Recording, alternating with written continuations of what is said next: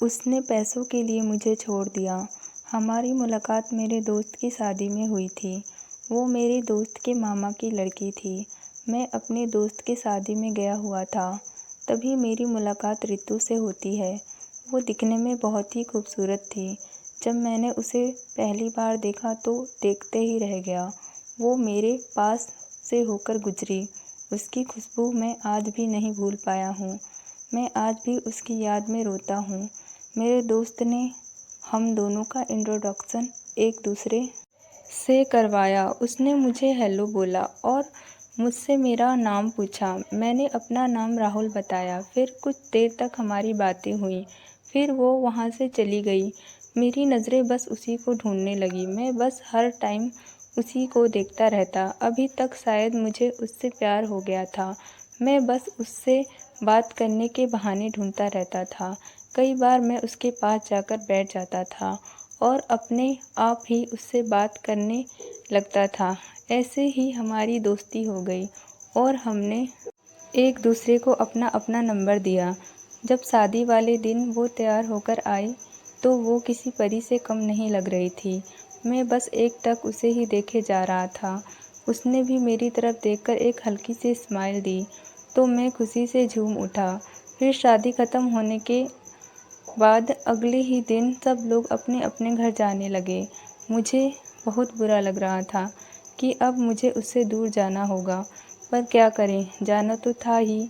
जाते वक्त मैं थोड़ा इमोशनल हो जाता हूँ। फिर मैंने अपने आप को बड़ी मुश्किल से संभाला और वहाँ से चला गया। घर जाने के बाद मुझे एक बेचैनी सी हो रही थी। मुझे उसकी बहुत याद आने लगी। फिर मैंने उसे कॉल करके बात की। तब मुझे थोड़ा अच्छा फ़ील हुआ। अब मैं उसके पास रोज़ कॉल करने लगा और हमारी बातें अब रोज़ होने लगी। अब उसे भी मुझसे बात करने की आदत हो गई थी, क्योंकि जब कभी मैं किसी वजह से उसको कॉल नहीं कर पाता था तो वो खुद मुझे कॉल करके पूछती थी कि आज तुमने कॉल क्यों नहीं किया। एक दिन मैंने उससे कहा चलो कहीं मिलते हैं। फिर उसने कहा ठीक है, हम किसी पार्क में मिलते हैं। तो मैंने कहा ओके। फिर अगले दिन हम एक पार्क में मिले और वहीं मैंने उससे अपने प्यार का इजहार किया। तो उसने भी मेरा प्रपोज़ल स्वीकार कर लिया और मेरी खुशी का ठिकाना नहीं रहा। मैं उस दिन बहुत खुश था। मुझे ऐसा लग रहा था जैसे मानो मुझे दुनिया की सारी खुशियाँ मिल गई हों। उस दिन हमने खूब मस्ती की और खूब घूमे। मैंने उसे खूब शॉपिंग कराई। शॉपिंग करके वो बहुत खुश हुई। घूमते फिरते अब हमें रात हो गई थी। फिर मैंने उसे उसके घर तक छोड़ दिया और मैं अपने घर आ गया। घर पहुंचकर मैंने उसे कॉल किया। उस दिन हमारी रात भर बातें हुई। मुझे ऐसा लगता था अब वही मेरी दुनिया है। मैं उससे बेशुमार मोहब्बत करने लगा था। उसके बिना जीना बहुत मुश्किल था मेरे लिए। अब ज़्यादातर हम साथ में घूमने फिरने लगे और मिलने लगे। जब भी मैं उसे मिलने के लिए जाता उसके लिए कोई गिफ्ट ज़रूर लेकर जाता और उसे ढेर सारी शॉपिंग करवाता था, जिससे वो बहुत खुश होती थी। कुछ दिनों बाद ही उसका जन्मदिन था और मैं ये सोच रहा था कि उसके जन्मदिन पर मैं उसे क्या गिफ्ट दूँ। तभी मेरे दिमाग में आइडिया आया कि मैं उसे एक रिंग पहनाकर उसे सबके सामने शादी के लिए प्रपोज़ करूँगा और फिर आखिरकार वो दिन आ ही जाता है जिसका मुझे इंतज़ार था। अगले ही दिन उसका जन्मदिन था और मैं बहुत खुश था। उसके घर शाम को एक बर्थडे पार्टी रखी थी। रितु बोला ये क्या है, एक मामूली सी सोने की रिंग, और मैंने तो सोचा था तुम कोई महंगा गिफ्ट लाओगे।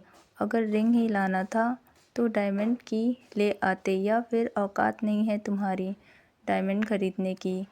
मैं बस सिर झुकाकर उसकी सारी बातें सुन रहा था। फिर वो गुस्से में वहाँ से ऊपर अपने रूम में चली जाती है और मैं भी अपने घर चला आता हूँ। घर आकर जब मैंने उसे कॉल किया तो उसने मेरा कॉल कट कर दिया। मैंने फिर से उसको कॉल लगाया तो वो कॉल उठाकर बोली, आज के बाद से मुझे कॉल मत करना, तुम मेरी ज़रूरतों को पूरा नहीं कर पाओगे। मैंने उसे बहुत मनाने की कोशिश की मगर वो नहीं मानी और मुझसे ब्रेकअप कर लिया। उसके जाने के बाद मेरा किसी काम में मन ही नहीं लगता, ज़िंदगी एकदम बेकार सी लगने लगी। मैंने खुद को बड़ी मुश्किल से संभाला।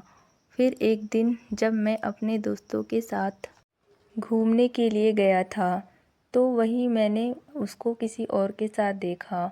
वो एक बड़ी सी गाड़ी से निकली और उस लड़के के हाथों में हाथ डालकर घूम रही थी। तभी मेरे मन में ख़्याल आया, प्यार करने के लिए पास में पैसा होना बहुत ज़रूरी है। आज मेरे पास पैसे होते तो शायद मेरा प्यार मेरे साथ होता। आप लोगों को क्या लगता है, बिना पैसों के प्यार किया जा सकता है? नीचे कमेंट बॉक्स में ज़रूर बताएं।